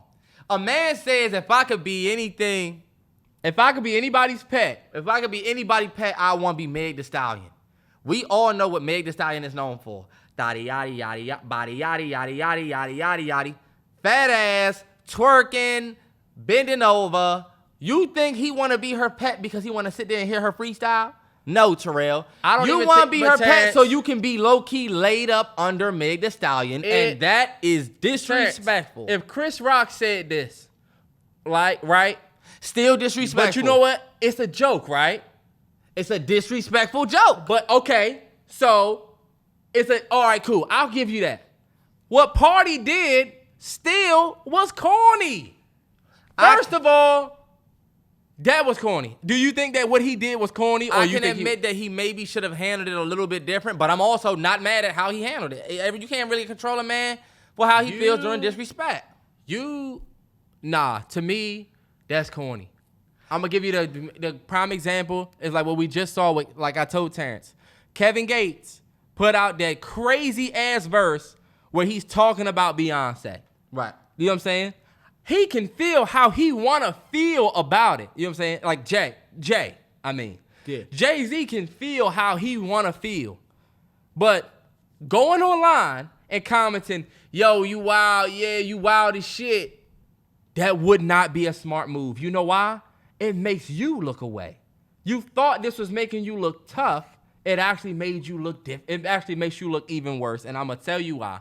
Because When you a nigga that's used to dealing with a baddie, like if you used to dealing with a woman that gets a lot of attention, there's gonna be niggas. Terrance, you've dealt with women in school.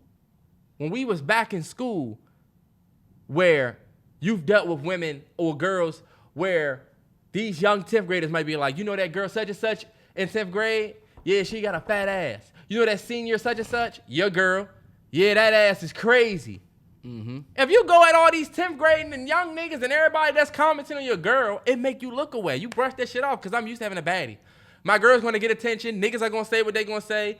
I've been walking with a joint before and a nigga say some shit. Like, bro, it happens. It make you look worse when you come out and try to say, look, teach your wife how to season. Do you know who you talking to? And there's a reason why you deleted the comment.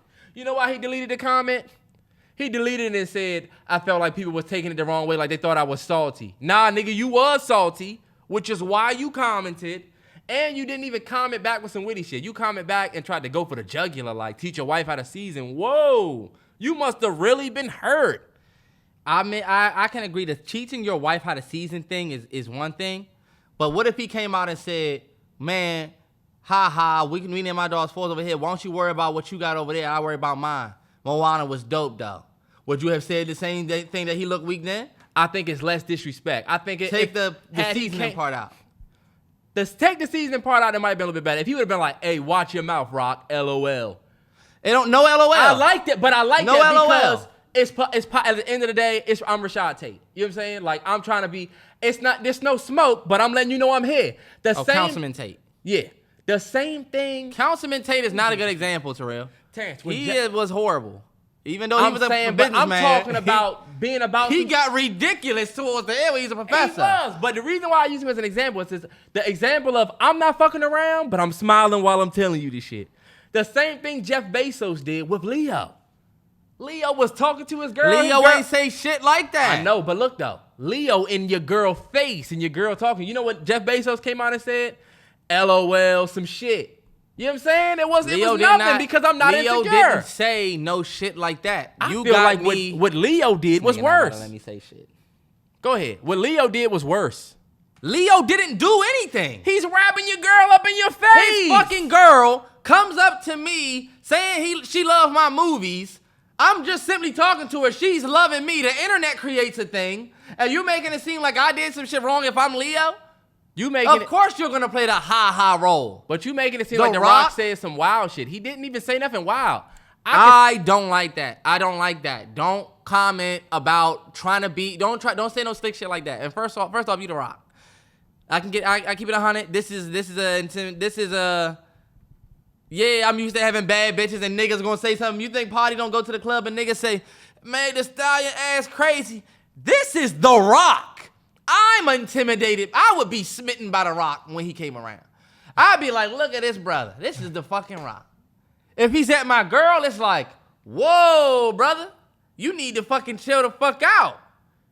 You know why? I just feel like that make you look away as a man. You can say whatever you want to. I don't give a fuck how you feel. I don't fuck with that. Don't say you wish you was my. Don't say you wish you was my girl. That's innocent. Listen, Terrell. Don't say you wish you was my girl's dog because we know what you insinuating. You trying to make it seem like he said he would want to just be made it because Million Styles a cool chick. Nah, Terrell, we know what that means. That's like me saying, nah, wait. That's like me saying, oh, if I could be anybody's pet, it'd be Nicki Minaj. It'd be Cardi B. It's like a woman with a woman known for her sexuality means you trying to get sexual with her, or be close to it. And as a man who fucks with his woman, you're not about to say nothing about my chick, and I don't give a fuck what y'all think. I'm insecure. I don't give a fuck. It makes you look weak as shit. I don't give a fuck. You're gonna know to watch your fucking mouth around what's mine. You can say whatever you want, play politics, weak as fuck. Play politics or whatever, but bro, all niggas aren't weak because Terrance, they won't let a man say, you're not weak because you won't play Councilman Tate. Sometimes you gotta be ghost. If somebody is dead ass serious or says some crazy Kevin Gates shit, cool. A nigga that is married with 2 little girls that posts his wife often, y'all, cause you making it seem like The Rock was serious. It was clearly a joke. If a comedian said it on stage, you wouldn't say, hey, I seen your show and you need to watch because you know it's a joke. It's a joke is what it was. The Rock wasn't serious about getting with Meg. He got a whole wife and But 2 my girls. thing is this. Why you making it seem like the nigga? He might not you fuck making it with seem a like man. He might not fuck with a man making a joke about his lady like that, bro. But this is my thing. If they said, We know what you mean by saying that. I felt like if he would have said, and I ask you this, if the question was, what celebrity would you want to be your pet? And he said Meg, that's disrespect. That's a little far. That's the same thing. It's not. It's like, it's funny because it's like, whose celebrity would you want to be their pet? In the movie Super Pets that they were promoting, they were literally superheroes' pets. I know.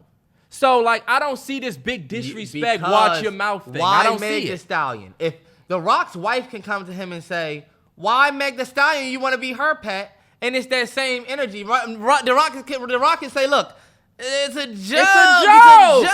It is. So you say, all right, babe, you got a girl. Let you say, if you can be anybody's pet, Terrell, who would you be? And you say some chick, your girl's gonna be like, why do you want to be her pet?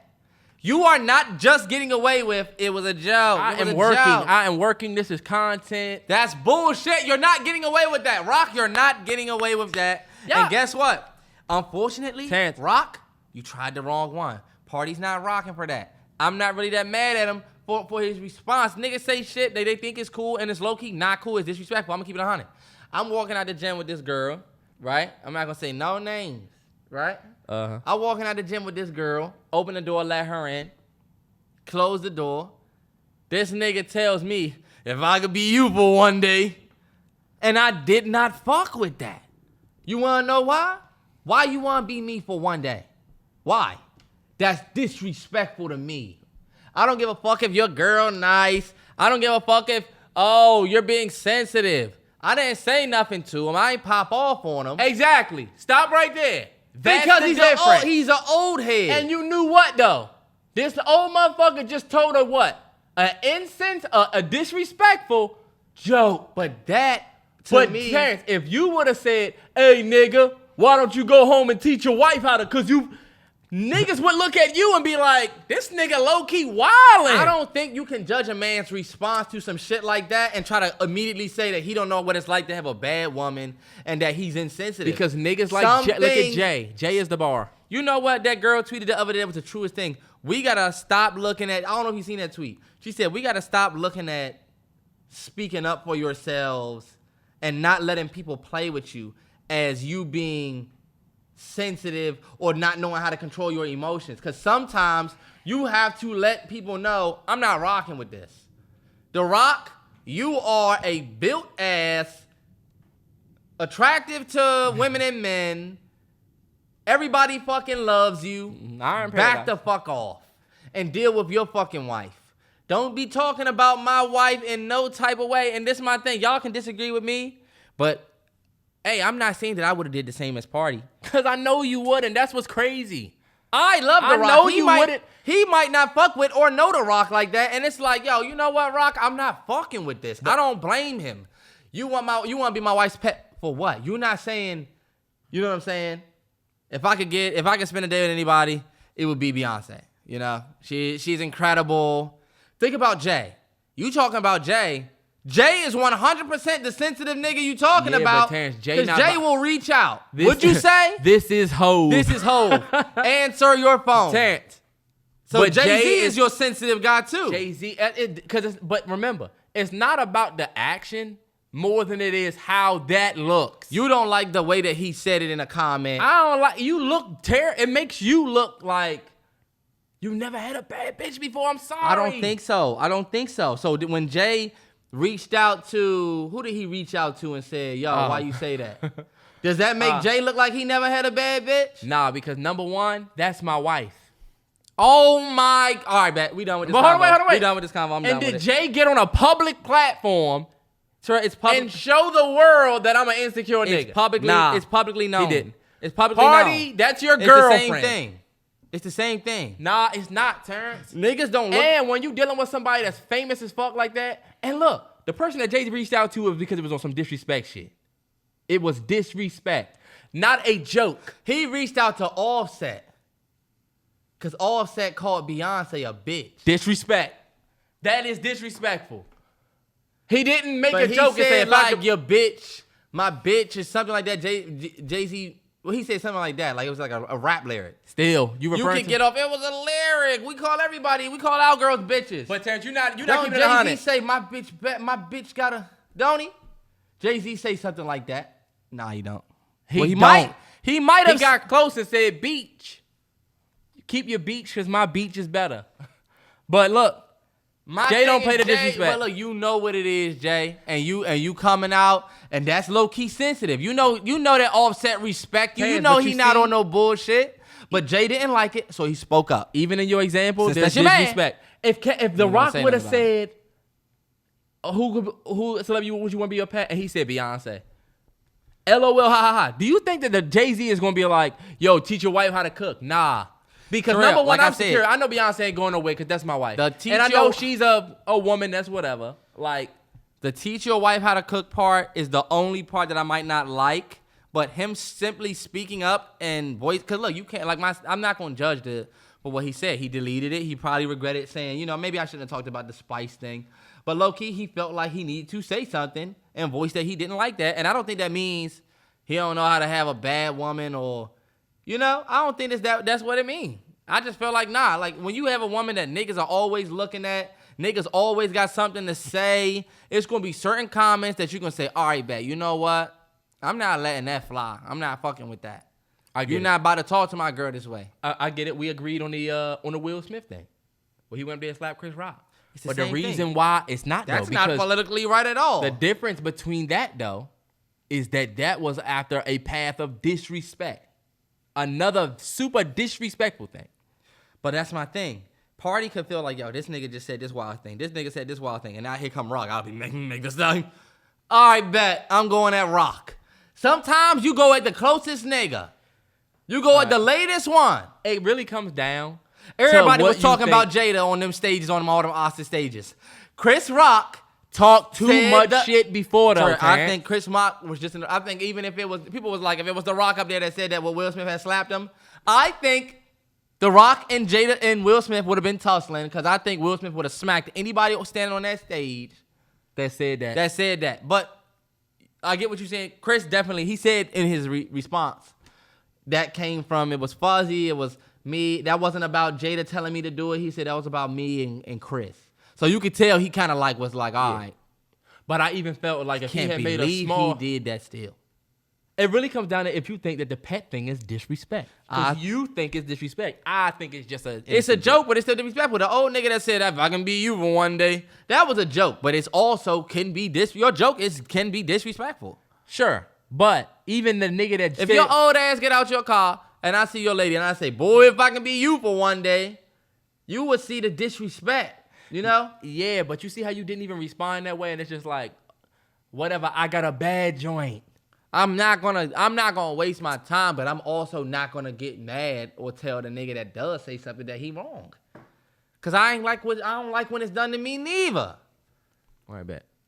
This nigga went at The Rock. That's arguably something to be proud of. It's not. You made yourself look weak as shit, and your PR team made you take that tweet down. Like, sure, you don't know what the fuck this nigga's getting ready to cross into $1 billion. Who cares? I don't give a fuck if you got $9 billion. You being disrespectful. You're not about to say shit about my wife. I don't give a fuck. Straight up. The Rock don't even know you. Guess what? Well, now you do. We know you because we know you because of your wife. Well, guess what? Now you know me. Oh, he's wrote some stuff. Yeah, he's done some stuff. Nigga, we know me now. You know me now. You know me now. Nigga, I'm about to be at $1 billion. I'm not worried about you. Yeah, all right, but fight me. All right, bet. If I'm The Rock, hey, look, come on down to the Iron Paradise and fight me. Think about it, Rock. You don't want that because you're worth $1 billion. I might be worth a couple thousand. I grew up in it. He don't know. I grew up in that ring. Fuck you talking about? I've slapped niggas way longer than Will Smith did. Y'all will get mad at the scene. And I've slapped niggas way bigger than you, Pardi. Are you kidding me? Fought the Big Show on Monday night. Plenty times. Terrell, you're talking about a fuck out of here choreographer. Terrance, you think The Rock is going... See, now you get The Rock fucked up. Now you getting The Rock fucked up. I'm not about to sit here and talk about The Rock and Pardi fighting, Terrell. You the one that said, no, you know, no, you know. He ain't now you do know, nigga. This don't got nothing to do with fighting, but I'm going to speak up for mine. Come through. I don't give a fuck how many fights you in. Rock, so if you a nigga that box and I don't box, you think you can say whatever about my woman? Nah. Hit me and watch you catch a lawsuit and lose all them billies. Watch. Yeah, but you still gonna get rocked. Say stupid shit out your mouth, and you get a stupid ass prize. It's just like you're gonna take that L. If Floyd Mayweather talk crazy to your girl, you gotta step up. But you run the risk of saying, "Fuck it, I'm defending my wife, but I might get knocked out." They're not gonna really fight. I'm just gonna say something to you as a man on man. Jay-Z not about to be out here fighting Offset. And it's crazy how you don't keep the same energy for your man. We're moving on.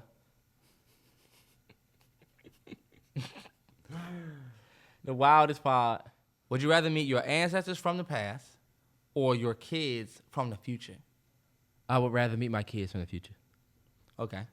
Because I would want to know if I fucked up when they were little on anything, or if there's anything they felt like I could do better.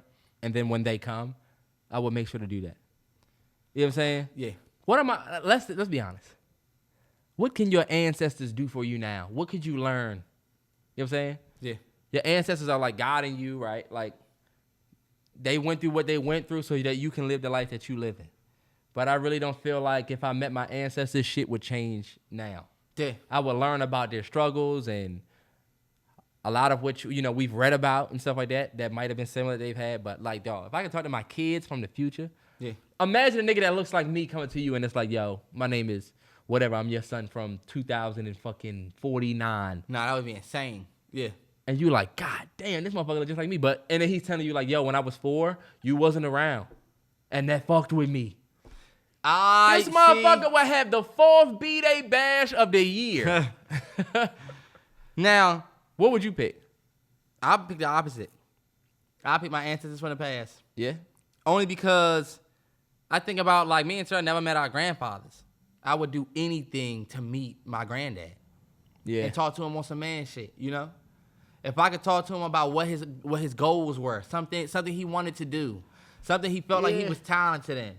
Even if I could go back to, like, my real ancestors that came before him and just see what was the men before I got here. What were all of their plans and aspirations? I wouldn't want to meet my kids from the future because, low-key, I would never meet them for real. Or I'm going to meet them and I would want whatever's going to happen, like if I meet, my son or my grandkid or something like that, I want to meet them the way I'm supposed to. So if I had a choice, I want to meet the ones who are already here and already left an imprint, already made mistakes, already, you know what I'm saying? I would rather go and talk to them than run the risk of meeting my kids and then my kids telling me, you wasn't there for me on my 4th birthday. Because look, you said 4th birthday bash, you could fuck up some more shit. Like, I don't even want to know. You believe in that butterfly effect shit where if you do some shit, it'll change something. 100%. Plus, to me, I want that wisdom. I want the wisdom from the ancestors that's going to let me know, I lived my whole life and did this. Even if I could go back and meet the ones that were working on a plantation. Somebody that might have, I want to go back and know that my great-great-great-granddad was started a, you go back and find out that great-great-great-granddad had a business that he was thinking about taking to Tulsa. And then they bombed Tulsa. So he thought otherwise. And then his shit fell through. You know what I'm saying? Yeah. Those stories are stories that I want to know. You know what they say about foundational Black Americans? Y'all don't got no culture. Y'all don't know where y'all came from. So that would be my way of going and saying, you know what? I know my whole lineage. Yeah. That would be dope. You can tell your son in the future, your great-granddad was once a dentist. And your great-grandmother, she used to sew. And when you see your kids do certain things, I felt like it would bring everything around. You know what I'm saying? You go meet your kid, and now you trying to figure out what you did, and I don't know. I just feel like there's more power in going to the future versus going to the past. I'm not saying you're going to the past. Because when you tell Black people that we got to go to the past, we scared we might get wrangled up and put on a line. No, I'm not even thinking about that. I'm thinking about the wisdom that you can give me isn't more than the wisdom that I'm going to get from my son who lives in a completely different lineage. Because tell your ancestors about FaceTime. They're going to be like, well, y'all can do what? Right. I want to know what the fuck y'all doing in 2050. I was talking to my parents yesterday. And my parents grew up, and when they was young, they had the rotary phone first. Yeah. You spin the joint. They had the pay phone outside. They had to talk to each other on the house phone. Write letters. They couldn't have thought that 20 years later, 25 years later, we would have FaceTime. My mom saying FaceTime. So you want to go and see? It's almost like yours seems selfish. Your kid's about to go teleport. Who else am I doing it for? I'm doing it for them.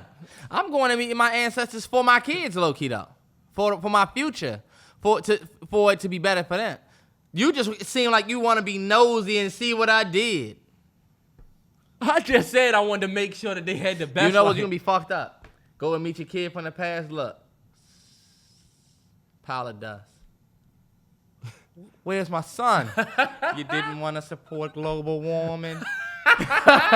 And look, this is your son. I should have picked ancestors. I go meet the ancestors and they say, take global warming serious. That's funny. I want to meet my son. Dust. Where's my son? Well, let's get to the sports because that's some wild ass shit. That is the craziest shit I've ever heard. Okay, yeah, let's do that. Movie suggestion of the week before sports. And Terrell don't have a movie suggestion. It's empty. He's thinking. Fuck Go this ahead, nigga. I'll pick one. Go ahead. I got a movie for y'all. Go ahead. My movie suggestion of the week is a movie that I just watched. It was so good. It was so refreshing to watch. This movie's probably going to be a little left field for y'all. It's not a hard watch. This movie's on YouTube for free. Anybody can get on your YouTube and watch this movie. It is School of Rock.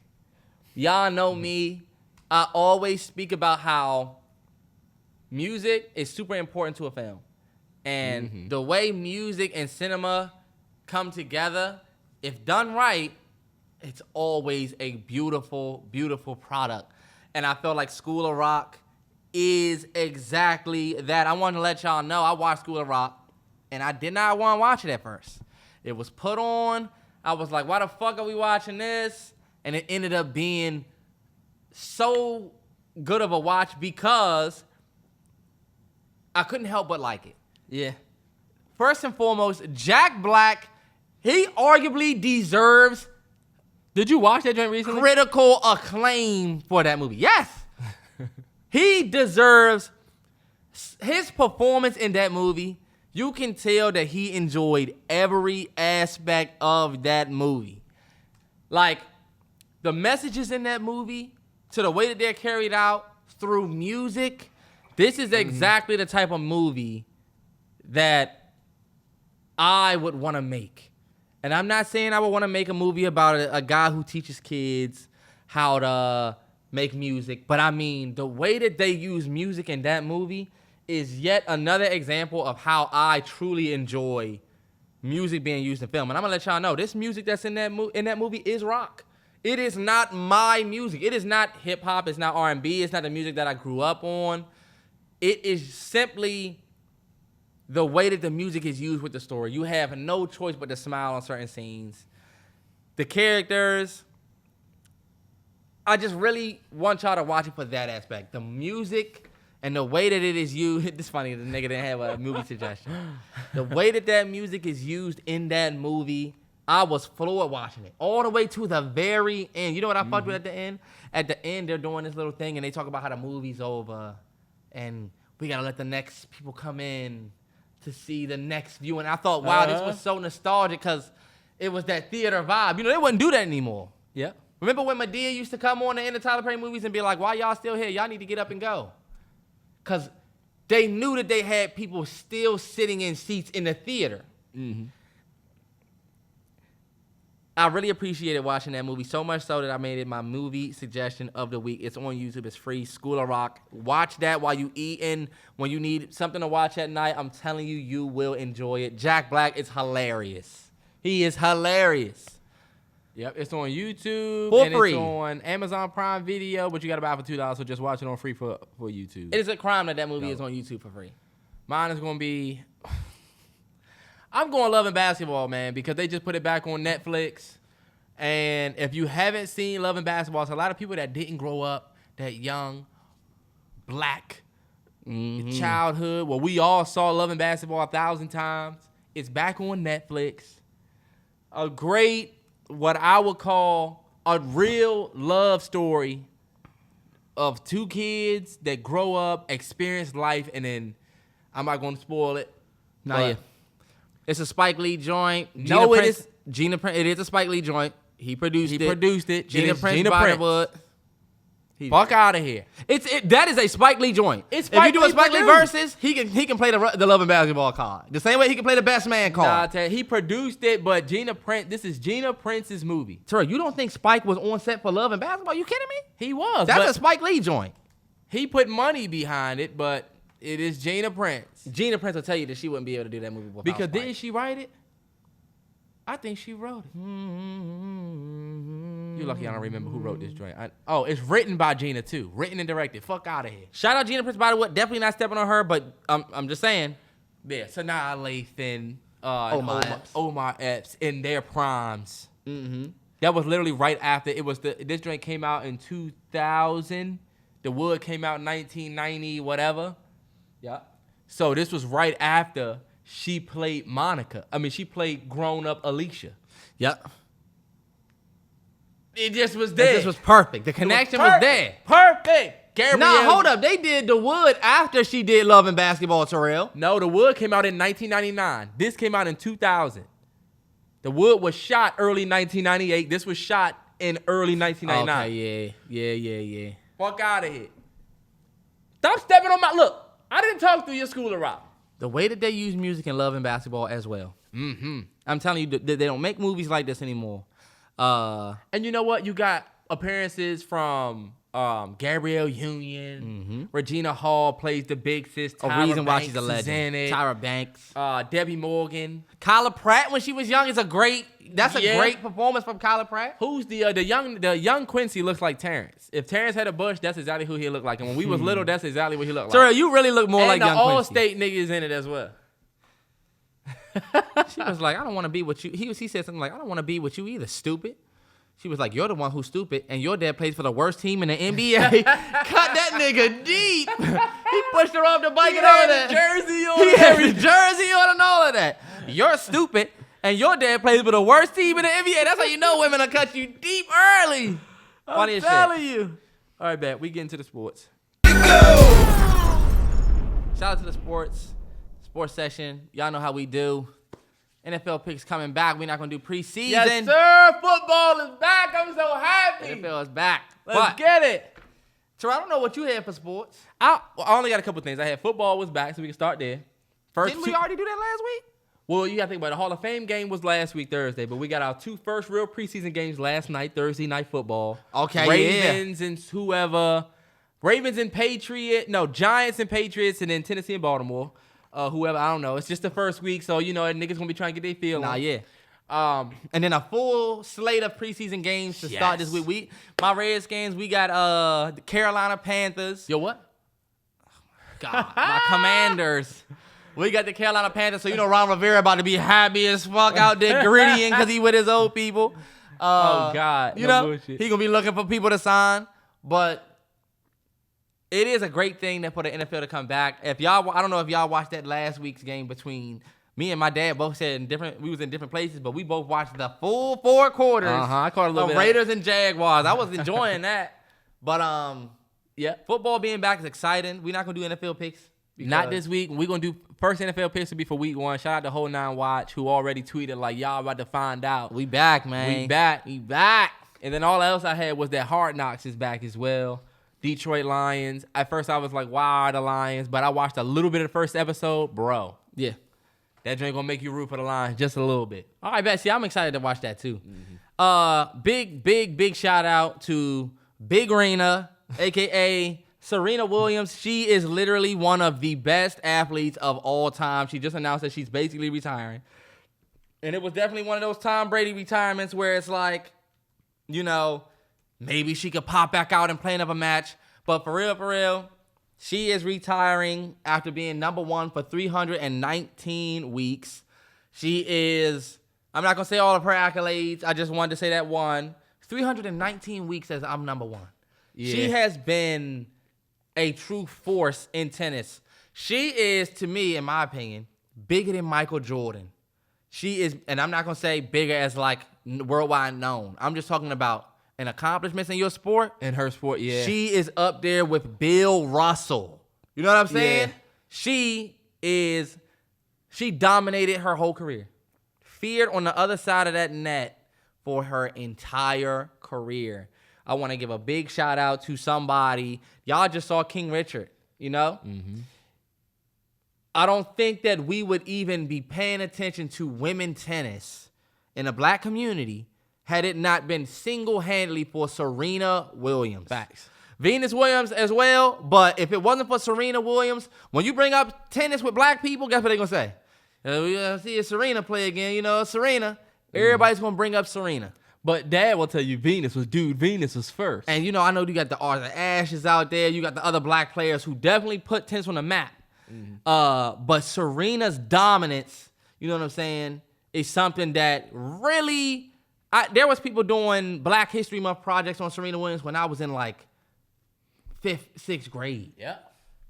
And I need y'all to know that was like 15 years ago. Nah, for sure. Still dominating. 15 years ago, you were not in 6th grade. 15 years ago, how old was I? 15 years ago, I was you what? was 13? 14. You were in 8th grade at 13. Damn, so you see, even longer. But I do want to say something about Serena. She came out and said, she came out and said, if I were a guy, this is Serena talking, if I were a guy, I wouldn't be writing this because I'd be out there playing and winning while my wife was doing the physical labor of expanding our family. Maybe I'd be more of a Tom Brady if I had that opportunity. Don't get me wrong, I love being a woman, and I loved every second of being pregnant with Olympia, her daughter. Mm-hmm. But I'm turning 41 this month, and something's got to give, right? Mm-hmm. I actually have an issue with that, Big Rena. It's like, that to me sounds like and we're going to keep it a Honda. Don't do that, Serena. Don't do that. Don't try to make it seem like because you're a woman, you're unable to continue your career. That's what it makes it seem like. Like, if I were a guy, I wouldn't be writing this because I'd be out there playing and winning while my wife was doing the physical labor of expanding my family. Like you just said, you're 41 and still playing. We understand you got to be there for your daughter, but it ain't like you've been playing in these last couple years. You know what I'm saying? Don't try to make it seem like, you know what I'm saying? Especially then you use somebody like Tom Brady. Maybe I'd be more of a Tom Brady if I had that opportunity. Big Rena, let's keep it 100. You did not have a Tom Brady end of your career. Don't try to make it seem like I'd still be standing out here winning if, this is actually a great time for you to retire. You know? That's, you know what I'm saying? This is a great time for you to hang it up. Osaka gave it to a couple times. Yeah, a couple people gave it to Serena. Serena is definitely a force, but like we all watch, just like you watch anybody, your game kind of withers away. Mm-hmm. And I feel like everything was great about her retirement announcement to me except this, because it's like playing the I'm a woman card, and I've been called for a higher calling that takes me away from the sport. And you make it seem like, you know what I'm saying, all men that play sports for long term have a wife laboring to expand the family. It's like, whoa, come on. You know what I'm saying? Yeah. There's plenty, like, you know what I'm saying? They were talking about how her husband has been saying how happy of a dad he is and doing a lot of the work.